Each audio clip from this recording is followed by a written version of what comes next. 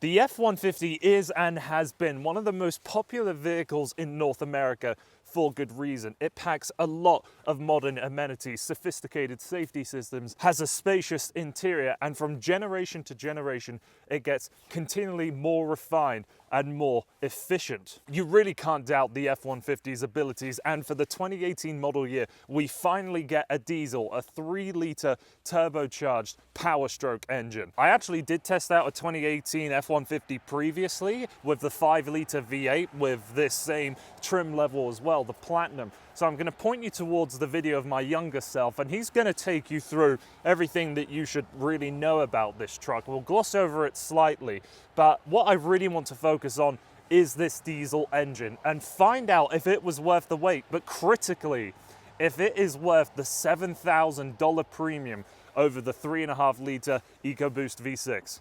Well, let's hop in and go for a drive. If you want to put a diesel into your F-150, you have to be looking at the Lariat trim or above.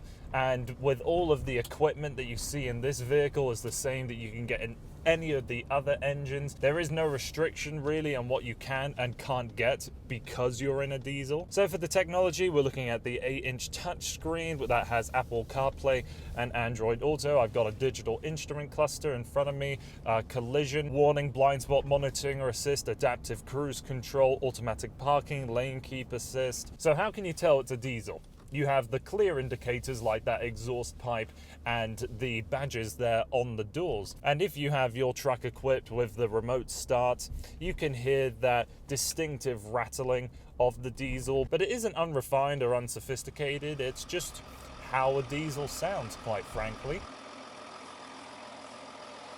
When you're going at an easy cruising speed, you would have no idea this is a diesel. It doesn't give off any kind of thrum or vibration through the center console or seat. The engine bay is completely separated from the cabin in this truck. If you were to floor it to get onto the highway, it doesn't feel any faster than the 5-litre that I drove previously or the EcoBoost V6 that I've had in the Lincoln Navigator and Expedition. But characteristically, with a turbocharged diesel engine, all of that torque comes early. I can't really tell you much of turbo lag. And this diesel also has automatic stop-start. You can turn it off if you don't like it with the button up here, but it works just as well as any other system that I've come across in a Ford. It's just as fast as the V6 and the V8. So it might not have the same musical note as the V8 and not that turbocharged wave like the V6. In everyday living, there's no suffering with it. The 10-speed gearbox that is mated to this diesel engine works just as well as it does in any of the other applications.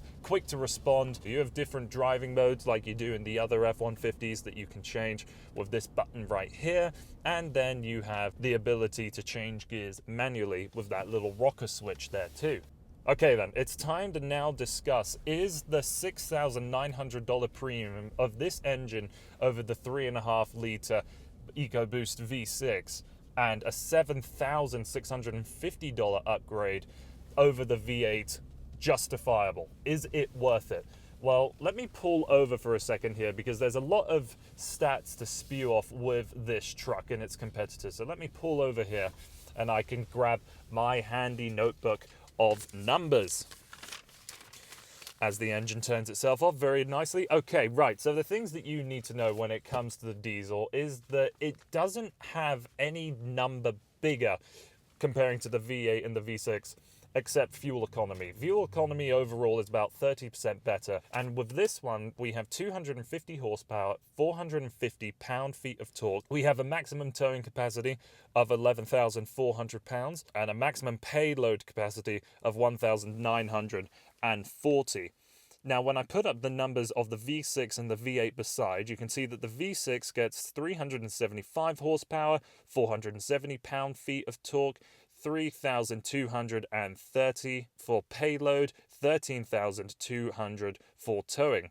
V8, 395 horsepower, 450 pound-feet of torque, 3,270 for payload, 11,600 for towing. But then when we add in the fuel economy numbers, you can see the differences on your screen right now. And I can tell you that I've had this truck for about 500 kilometers or so, and I have been able to average about 11.5 liters combined in my cycle. And I'll be honest, the majority of my time in this truck has been in town miles, so hardly the most efficient way to travel.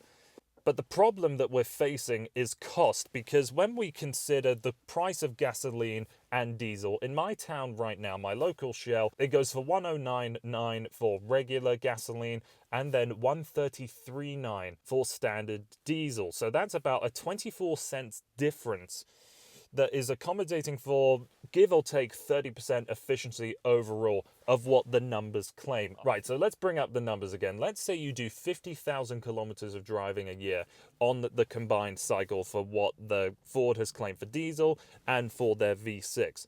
Then let's multiply by, let's go with my current fuel pricing out here at a 24 cents difference. Right, so let's put this all into consideration. Let's say the prices don't change. Let's say that it is exactly how I said it here, and you really do accomplish 50,000 kilometers a year, which I know is a lot. You're looking at roughly a $600 difference in fuel costs. So you're spending $7,000 for the diesel to save $600.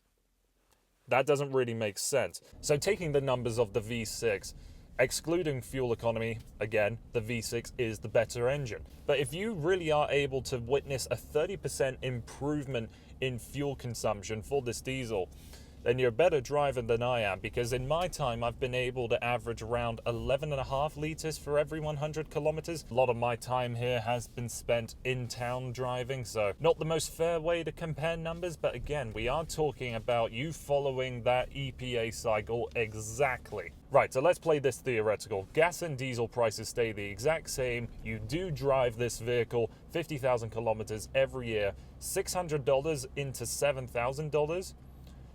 That's going to take you about 12 years. I really think Ford has made a bit of a mistake here when it comes to the pricing of this diesel engine. And I know that when I had the V8 Platinum, I said that the V8 probably wasn't the engine for me. I would be happier in the diesel. But now that I'm here and running the numbers that I have, it just doesn't make sense. Simple as that. It doesn't make sense. But please don't see anything that I have said so far in this review as a bash towards the F-150 as a whole. It's still a wonderful truck. I love driving it. It feels smaller than it is. It has all the technology I could personally want. And for long highway drives, it's easy. I still don't have a heated steering wheel button that I really, really wish I did have. The $83,000 price tag for this exact vehicle does reflect that premium of the diesel, but we've got plenty of options packed into it, just like you can get in any Platinum. And that includes the glass roof, the adaptive cruise control, the automatic parking. The seats that I have are heated, cooled, and have a massage function. The Bang & Olufsen Play system in here is superb. For back seats, I'd give it a struggle factor of 0. Nothing to complain about back there. Sunroof is huge. And I find those box side steps a bit challenging to put back into place. You really have to kick hard, and I feel like I'm always gonna damage the bodywork. The F-150 in its current generation is the best that this truck has ever been, and with the inclusion of a diesel, it is appealing to the die-hard fans that have been desperate to get an oil burner under the hood of a light-duty Ford. But to me, that $7,000 premium that you're going to pay over the EcoBoost 3.6 is really hard to justify. If we were talking about a $500 premium or a $1,000 premium, I'd be coming to a totally different conclusion, because you can see those fuel savings making sense after a year or two. So despite me really liking the F-150 for the amount of technology it packs, how comfortable the interior is, and how well it is as a long driving cruiser, I think you should really just take a look at the diesel. When you compare it to the 5-liter V8 and that 3.5-liter EcoBoost V6, it is hard to compare it to them. So despite the F-150 being the most sold vehicle in North America, I think this diesel is going to be a tough sell. So that's been everything from me. Thank you so much for taking the time to watching this video. Like if you liked the video, share if you think other people will like it too. And if you want to see more videos by me and want to see more coming up in the future, please hit that subscribe button, as that does the world for me. Thank you so much for watching, and I hope to see you again.